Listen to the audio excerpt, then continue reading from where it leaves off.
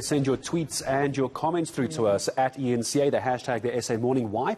Because we're spending the next 15, 20 minutes or so with the National Assembly Speaker, Nosiviwe Mapisa-Nqakula, who spoke to us a little bit earlier. We're getting the parliamentary side. So many people curious what's happening with the building, the movement of Parliament as well. The National Assembly Speaker still with us. Speaker, good morning, joining us from Cape Town, still with us this morning. Thanks for your time again. Can we quickly talk about the arrests of the Guptas? This is something you had to deal with a lot in the National Assembly. What's the reaction to the arrests of the Guptas?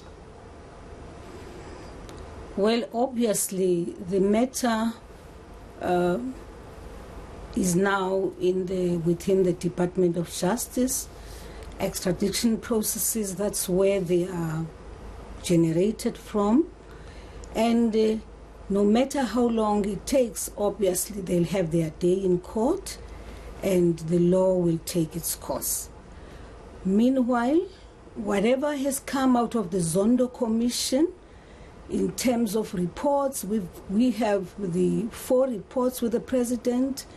The 5th report is expected to come out sometime around June, July, and we will receive it in September with a plan of action.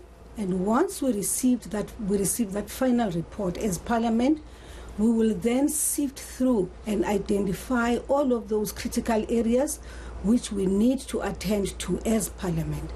But it's not as though nothing has happened on our side.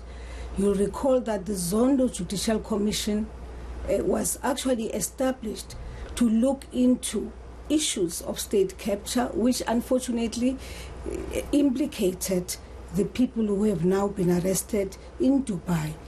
So I don't want to talk about that particular issue, but I do want to say that whatever has been recommended to us as Parliament to do by the Zondo Commission, we are currently in the process of implementing that, right? And those who are named in the 3rd and the 4th report as people who may be implicated in this whole saga, those where there are allegations against them, we have actually taken them through to the Ethics Committee to make a determination as to whether they have broken the Code of Ethics or not.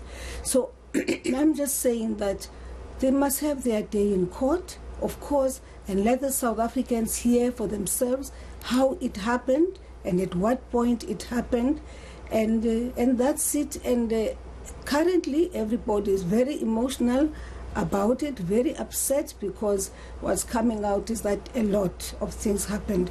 But let us wait for all of that information to be aired in a court of law, and for them to appear in court, and let South Africans and the judiciary be the judge. Right.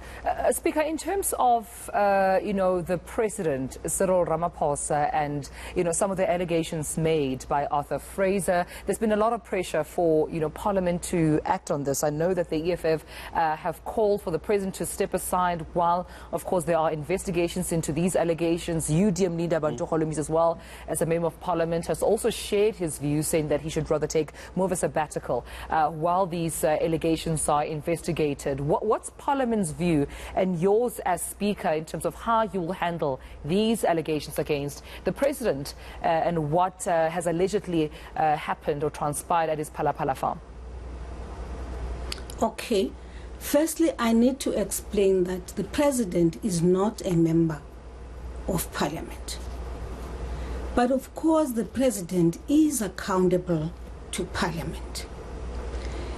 And of course, I have since received 2 letters, one from the ATM and the second one from the UDM. There are proposals made in those letters.